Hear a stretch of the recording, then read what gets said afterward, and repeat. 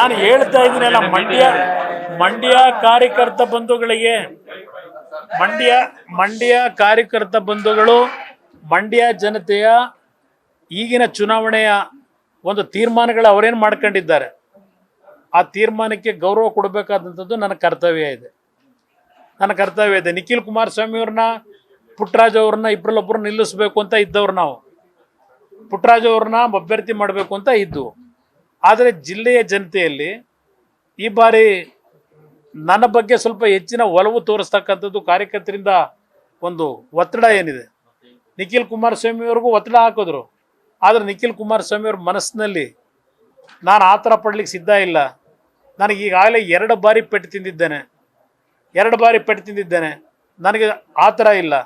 3ನೇ ಬಾರಿ ಮತ್ತೆ ನನಗೇನಾದರೂ ಹೆಚ್ಚು ಕಡಿಮೆ ಆದರೆ ನಾನು ರಾಜಕೀಯವಾಗಿ ಆ ನೋವನ್ನು ತಡ್ಕೊಳ್ಳೋ ಶಕ್ತಿ ನನಗಿಲ್ಲ. ಅದರಿಂದ ಇವತ್ತು ನಾನು ಪಕ್ಷ ಸಂಘಟನೆ ಮಾಡ್ತೀನಿ. ನಿಮ್ಮ ಆರೋಗ್ಯವು ಸರಿ ಇಲ್ಲದೆ ಇರೋದ್ರಿಂದ ಇಡೀ ರಾಜ್ಯದಲ್ಲಿ ಪಕ್ಷ ಕಟ್ತಕ್ಕಂಥ ಜವಾಬ್ದಾರಿ ನನ್ನ ಹೆಗಲ ಮೇಲೆ ಒತ್ಕೊಳ್ಳಿಕ್ಕೆ ತಯಾರಾಗಿದ್ದೇನೆ ಅಂತ ಹೇಳಿ ಇವತ್ತು ನಿಖಿಲ್ ಕುಮಾರಸ್ವಾಮಿ ಅವರು ಖಂಡಿತವಾಗಿ ಸಾಧ್ಯ ಇಲ್ಲ ಅಂತೇಳಿ ನಮ್ಮ ನಾಯಕರುಗಳಿಗೆ ಎಲ್ಲರ ಮುಂದೆ ಹೇಳಿದ್ದಾರೆ. ಅವರೆಲ್ಲರೂ ಮನವೊಲಿಸ್ಲಿಕ್ಕೆ ಪ್ರಯತ್ನ ಪಟ್ಟಿದ್ದಾರೆ. ಸಾರಾ ಮಹೇಶ್ ಇರ್ಬೋದು, GT ದೇವೇಗೌಡರು ಇರ್ಬೋದು, ಸುರೇಶ್ ಇವರೆಲ್ಲ ಕೂತಿದ್ದಾರೆ, ಇಲ್ಲಿ ಭಾಳ ಪ್ರಯತ್ನ ಪಟ್ಟಿದ್ದಾರೆ.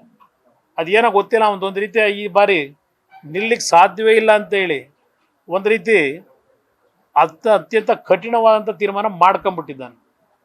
ಇವತ್ತು ಅನಿವಾರ್ಯ ಪರಿಸ್ಥಿತಿ ಅಂತಕ್ಕಂಥ ನಾನು ಹೇಳಿದ್ದೇನೆ.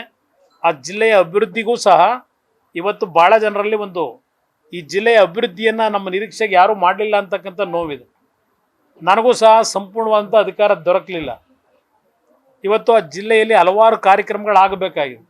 ಆ ನಿಟ್ಟಿನಲ್ಲಿ ಆ ಜಿಲ್ಲೆಯ ಜನತೆಯ ಋಣವನ್ನು ತೀರಿಸ್ತಕ್ಕಂಥದ್ದು ನನ್ನ ಒಂದು ಸಂಕಲ್ಪ ಏನಿಟ್ಟಿದ್ದೇನೆ. ಇವತ್ತು ಕರ್ಮಭೂಮಿ ಬಗ್ಗೆ ಚರ್ಚೆ ಮಾಡೋದಾದರೆ, ಈ ರಾಜ್ಯದಲ್ಲಿ ಮುಖ್ಯಮಂತ್ರಿ ಆದ ನಂತರ ನಾನು ರಾಮನಗರದಲ್ಲಿ ರಾಜಕೀಯ ಜನ್ಮ ತಾಳಿದ್ರು. ಇಡೀ ನನ್ನ ನಾಡು ನನ್ನ ಕರ್ಮಭೂಮಿ. ನನಗೆ ಇಡೀ ನಾಡು ಯಾವ ರೀತಿ ನಡ್ಕೊಂಡಿದ್ದೇನೆ 2006, 2007 ಮುಖ್ಯಮಂತ್ರಿಯಾಗಿ ಜನತೆಯ ಮುಂದೆ ಇದೆ. ಪ್ರತಿ ಬಡವರ ಜೊತೆ ಯಾವ ರೀತಿ ಬೆರ್ತಿದ್ದೇನೆ ಇವತ್ತು ಕಣ್ಣು ಮುಂದೆ ಇದೆ. ನನ್ನ ನಾಡೇ ನನಗೆ ಕರ್ಮಭೂಮಿ. ಅದರಿಂದ ಪಾಪ ಅವರೆಲ್ಲ ಕರ್ಮಭೂಮಿ ಅಂತಿದ್ರು. ರಾಮನಗರ ಬಿಟ್ಟು ಬಂದರು. ರಾಮನಗರ ಬಿಟ್ಟೇನು ಹೋಗ್ತೇನೆ ಶಾಶ್ವತವಾಗಿ? ರಾಮನಗರ ಬಿಟ್ಟು ಹೋಗಕ್ಕೆ ಸಾಧ್ಯ ಇಲ್ಲ ನಾನು. ಅದರಿಂದ ಯಾರೂ ಅನ್ಯತಾ ಭಾವಿಸೋದು ಬೇಡ. ಇವತ್ತು ಈ ಪಕ್ಷದ ಉಳಿವಿಗೋಸ್ಕರವಾಗಿ ತಲೆ ಕೊಡ್ತಾ ಇದ್ದೇನೆ.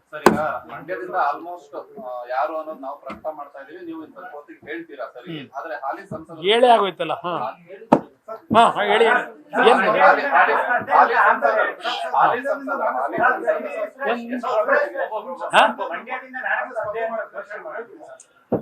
ಇದಕ್ಕಿಂತಲೂ ಇನ್ನೇನು ಹೇಳಬೇಕು?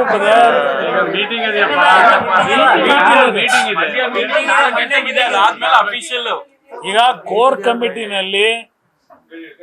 ಕಮಿಟಿನಲ್ಲಿ ಕೋಲಾರ ಮತ್ತು ಮಂಡ್ಯದಲ್ಲಿ ಅಂತಿಮವಾದ ನಿರ್ಣಯವನ್ನ ನೀವು ಮಾಡಿ ಅಂತಕ್ಕಂಥದ್ದು ನನಗೆ ಅನುಮತಿ ಕೊಟ್ಟುಬಿಟ್ಟಿದ್ದಾರೆ. ಕೋರ್ ಕಮಿಟಿಲಿ ಜವಾಬ್ದಾರಿ. ಮಂಡ್ಯ ವಿಷಯದಲ್ಲಿ ಸುದೀರ್ಘವಾಗಿ ನಿಮ್ಮ ಮುಂದೆ ಯಾವೊಂದು ಅಭ್ಯರ್ಥಿ ಅಂತಕ್ಕಂಥದ್ದು ಆಲ್ಮೋಸ್ಟ್ ಆಲ್ ಸೂಚನೆ ಕೊಟ್ಟಿದ್ದೇನೆ. ಅಧಿಕೃತವಾಗಿ ನಾನು ಅನೌನ್ಸ್ ಮಾಡೋದಕ್ಕಿಂತ ಮುಂಚೆ ನಾನು ಮತ್ತೆ ಪುನಃ ಮಂಡ್ಯ ಜಿಲ್ಲೆಯ ಮಾಜಿ ಶಾಸಕರುಗಳ ಸಭೆಯನ್ನು ಕರೆದಿದ್ದೇನೆ. ಅವರ ಜೊತೆ ಇನ್ನೊಂದು ರೌಂಡ್ ಚರ್ಚೆ ಮಾಡಿ ಅಧಿಕೃತವಾಗಿ ಕೋಲಾರದ್ದು ಅಷ್ಟೇ, ಕೋಲಾರದ್ದು ಅಂತಿಮ ನಿರ್ಣಯ ಮಾಡ್ತಾ ಇದ್ದೆ. ಎಲ್ಲ 5 ಗಂಟೆ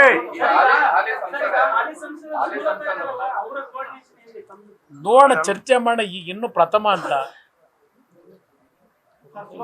ನಮ್ಮ ಎನ್ ಡಿ ಎ ಅಲಯನ್ಸ್ ಅಲ್ಲಿ 3 ಸ್ಥಾನಗಳನ್ನು ನಮಗೆ ಬಿಟ್ಕೊಟ್ಟಿದ್ದಾರೆ.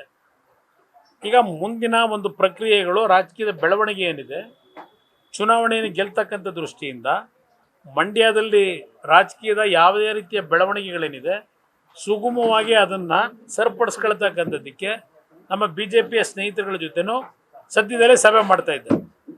ಓಕೆ, ಎತ್ಕೊಂಡ್ರಪ್ಪ ಇವು ಯಾರು ಬಂದು ಎತ್ಕೊಡ್ರಿ. ಆಯ್ತು, ಬನ್ನಿ.